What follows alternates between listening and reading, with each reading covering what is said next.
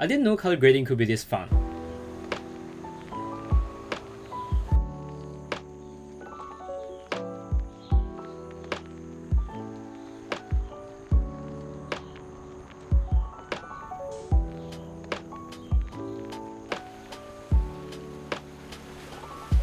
So Dehancer reached out to me a few weeks ago to test and review their film emulsion plugin for color grading, Dehancer Pro.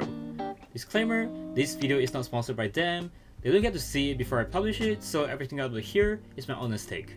I'm using it on DaVinci Resolve, but they also have plugins for Adobe Premiere, Final Cut Pro, and more. So in traditional film development, you first need to choose the film stock, and then you need to expose it, develop it, and then print it. Dehancer in DaVinci Resolve is designed to emulate the real-world process of developing and printing the film, which makes it such a unique and powerful color grading tool. Take note that I'm reviewing it from the perspective of someone who is a beginner in color grading, and I'm going to show you how easy it is to achieve the film look, even for a beginner like me. So without further ado, let's go into DaVinci Resolve. So here I have the edit page in DaVinci Resolve. As you can see, the timeline is pretty simple. On top of all the footages, I have an adjustment clip to apply the Dehancer film effect.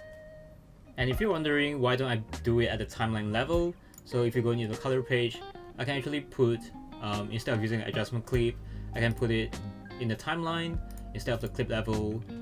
But I like to use the adjustment clip so it's easier to visualize the changes I've done. Let's first start with the note sequence. Note sequence absolutely matters in color grading, but that doesn't mean that you have to edit it in the way that is in the sequence. So I have the Dehancer note here. Dehancer should always be at the end of your notes, and you have the corrections note before that. Here I have white balance, exposure, contrast, and masking. And at the beginning and the end of the notes, I have two color space transform notes. So because I'm using a Sony camera, I have the input set to Sony S-Log3, and then output I set it to DaVinci Wide Gamut. This way we can have more color range to work with. And then for the end of the note, I have the input set to DWG, and then output set to Rec 709 and Gamma 2.4, because that's what my monitor is calibrated to. So usually I would start working from Dehancer. A tip is that you can press alternate or option and then click at one of the tabs to collapse all of the tabs. And then if you alternate and click again, you can expand all of the tabs. So you can see there are a lot of options offered in Dehancer. And I set the source to DaVinci Resolve Wide Gamut Intermediate. I didn't change any of the exposure and temperature settings because everything can be done before that, so I leave it as it is. And then for film, I choose Kodak Ultramax 400. You can choose, you can change the film stock depending on the taste. Then, for example, you can choose Pufino Intact Instax, and that will be the change. And then a quick tip is that if you want to preview on what kind of effects do these film stocks have, you can click on it and then go to the tab and then scroll it. So this way you can quickly preview what effects do each of the film stocks have, instead of just having to, click it one by one like this, which is a waste of time. Dehancer provides a list of film profiles on their website, and you can click on them to see the lighting conditions they are designed for. And you can push-pull the exposure of the film. So this is different from traditionally adjusting the exposure. It's not just affecting the brightness of the video, it is actually affecting the contrast as well if you're on a color negative film like this one. The answer is really great because they sample 3 different exposures for each of the film, so you get really interesting results when you adjust the sliders here. Usually after the film, I like to go to the print tab, and usually I would choose Kodak 2383 as the print film. It's the iconic print film, so yeah. And then I go to film developer if there's anything I want to change. So just enable it, and then you can see the change in the video. I adjusted the contrast a little bit here, and this contrast boost is quite different from adjusting the contrast in DaVinci Resolve. So I like it, I like the look like this, so I adjusted it here, and the rest I just keep it as default.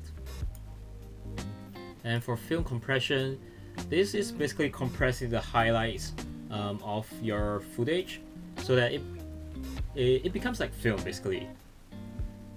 So as you can see, you can focus on the bright areas on this image.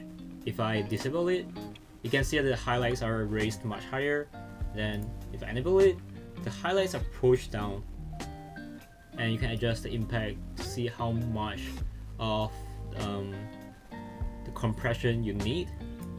Set it to 30. And then white point by default is 100. This is basically how much of the highlights you want to impact. You can check the manual, like the manuals from Dehancer lists down very detailed in each of the sliders here. They explain it very well.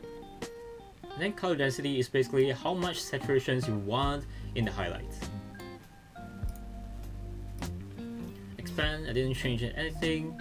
So you can basically change the black point and white point if you use the expand, but I just keep it as default. Print, we already talked about it. Color head, so you can adjust the CMY value here, but personally I don't like to use this tool. Then film grain, this is essential for film emulation, and Dehancer do it particularly well. So they have a ton of film grain stocks that you can choose from. So the smaller the value, the larger the grain size.